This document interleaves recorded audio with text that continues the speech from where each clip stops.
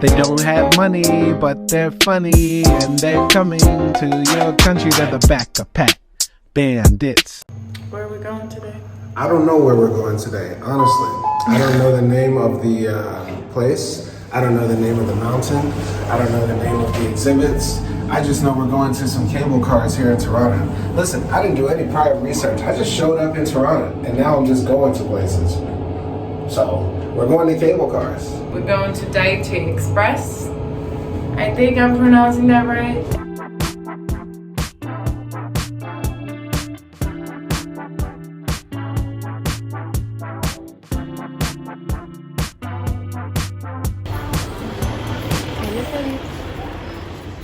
Gotta stay hydrated and nicotined at the same damn time.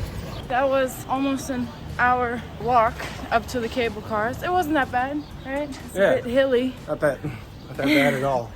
It's just water. It's not sweat. Not at all. I don't sweat that much. It is kind of very hot today. Now you're in Tirana. So the price for each person is 1,400 Albanian lek, and that's 2,800 in total. And this is a round trip ticket. And they accept car.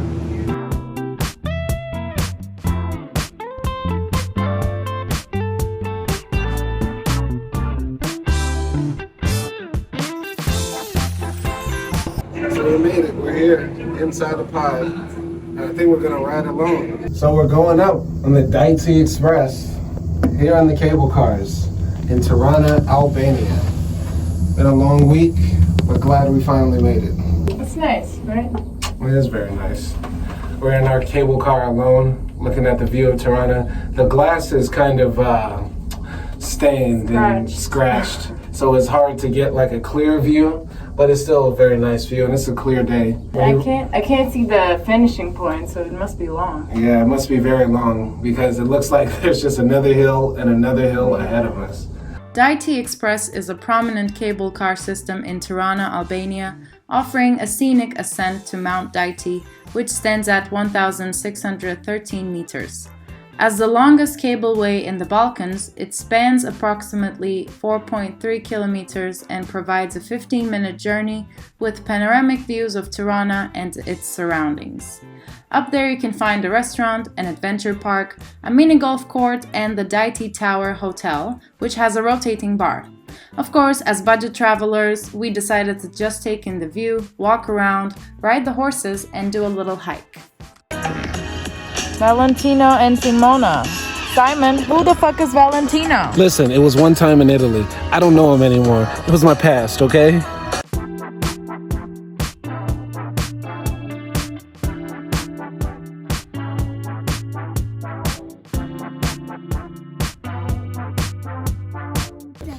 How much?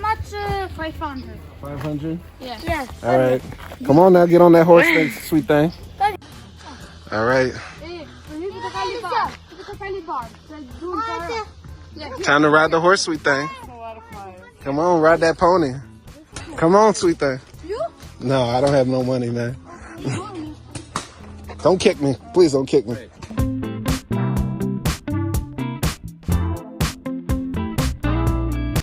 No, I don't have no money. It's okay. You're horny. Let's do it.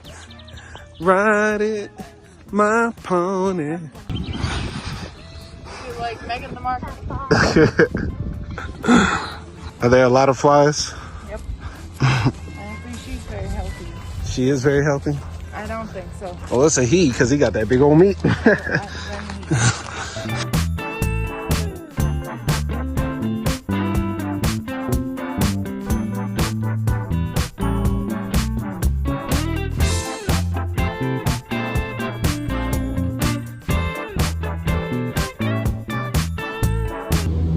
So we're about to go down. Even though you can pay with card for the tickets downstairs, upstairs there's basically no place that you can pay with card. So coffee or drinks is with cash, mini golf is with cash, riding the horses is with cash, and probably any other thing is also needs cash. So we're out of the cable cars. What did you think of that? I thought it was a good experience. It was fun. There's a lot to do up there. A lot to do. It's okay. Thank you. It was very nice. It's kind of a long ride up there, so it's like enjoyable. And if you come early, you can have like your own private cable car. Yeah. Anyway, that was good. I give it a 9 overall. I like that actually. Actually an 8. I give it an 8 as well.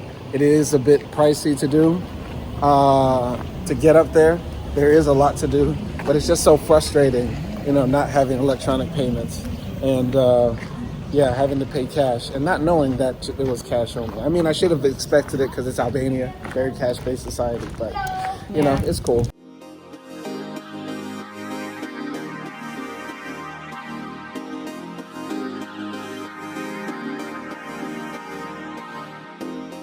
We're inside now, and let's see what's here. It was 1,400 for 2 people. Yeah, so 14 euros approximately. And the guy in the front told me not to take videos because it's like a military zone, but we don't give a fuck. We rebels. Yeah. So a little bit about Bunk'Art. It is a unique historical and art museum located on the outskirts of Tirana, and there is another one, which is the Bunk'Art 2, that's located in the center, but this one is the first one. Originally constructed as an anti-nuclear bunker during the communist era under dictator Enver Hoxha, it has been transformed into a space that offers insight into Albania's history and culture. It's very creepy. When I reflect upon my travels in Albania, the moments that stick out the most are the times I learned about the political history of this often overlooked nation. When we visited the bunkers built by the Enver Hoxha regime, we submerged into a world we had never known. It was like entering a time machine when we perused the dimly lit halls made of concrete and sauntered into rooms plastered with placards of historical information that only a few generations ago served as torture chambers. At the time of my visit, I identified as a leftist, but not as an explicit communist. I feel like after visiting these underground bunkers that serviced the military and political elite of a regime that purported to be socialist and that incarcerated the enemies of the Marxists in charge, people would assume I would run from self-designation similar to those monsters.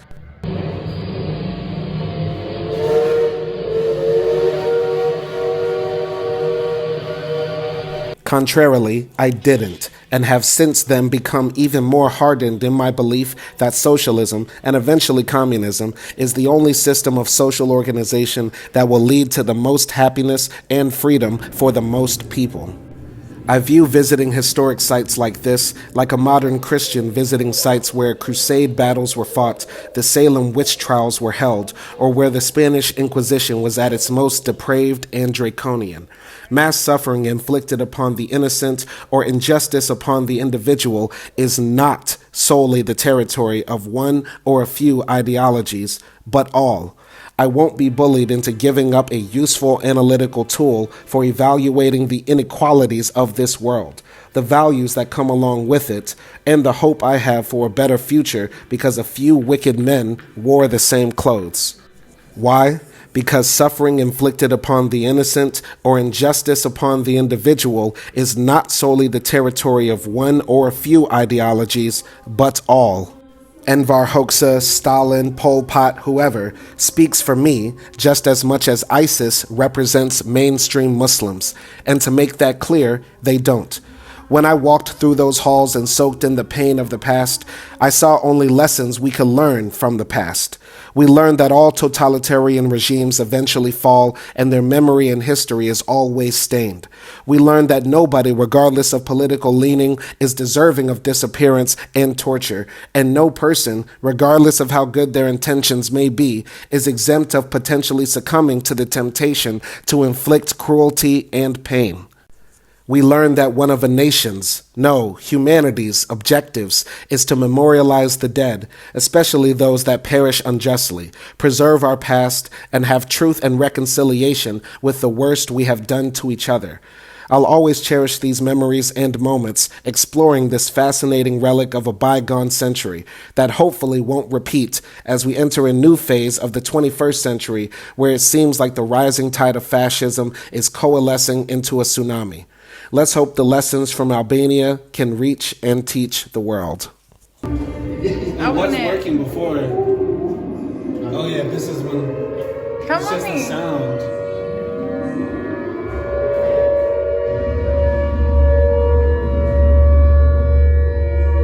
This is scary. Oh no. Oh no. So this is what people used to hear during the war if they came down to the shelters. Turn on the light.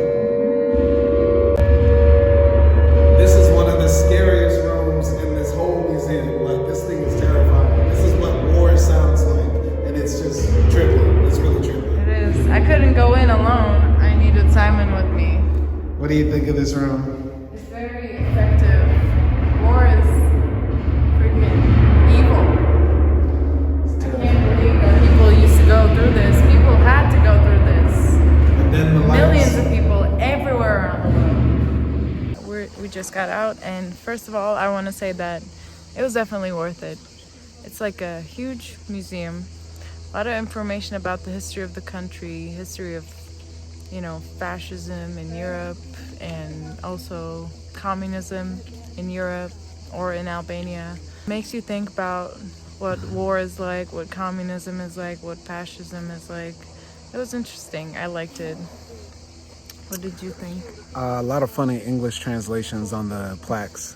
A lot of funny words in there and funny phrasing. But overall, this is by far one of the most interesting museums I've ever gone to.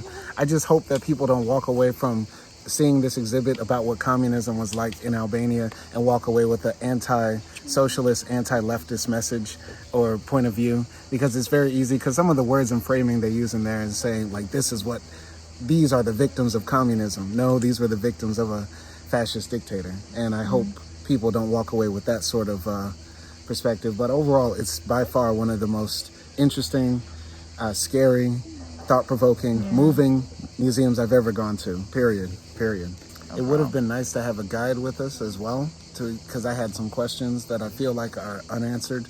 But overall, I think I get the general idea. You can get like an audio guide. You can download an app, and you need like your headphones and the app before you come here. So I wish there was a part of the exhibit that explained Islam during the communist era, like what happened to the Muslims and the Adhan and the practicing of open Muslim faith. That would have been interesting to see. I didn't see that part. If it's in there, I missed it. what do you rate that? It's definitely a 9. Definitely a 9. I agree. Definitely a 9. Eating something called a trigoni. It's basically baklava, but I think it has some nuts inside, and it's so sweet. And I'm eating, I think it's like a cherry-filled pastry.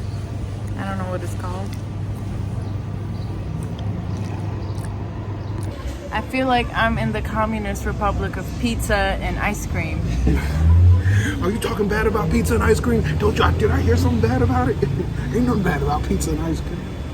The only thing we found other than that is gyros. Ooh. Very fat, very hot, very heavy. Oh, it smells very mayonnaise.